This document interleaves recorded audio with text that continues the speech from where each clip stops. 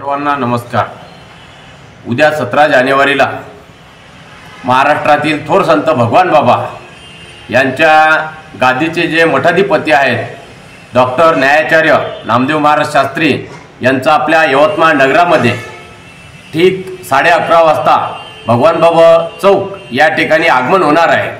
तरी त्या ठिकाणी परिसरातील आणि यवतमाळ शहरातील सर्व वारकरी संप्रदायाला, आपल्या संत परंपरेला, ज्ञानोबा तुकोबांना मानणारा जो वर्ग आहे, सर्व संत परंपरेतील लोकांना एक आव्हान आहे या संतांच्या स्वागतासाठी।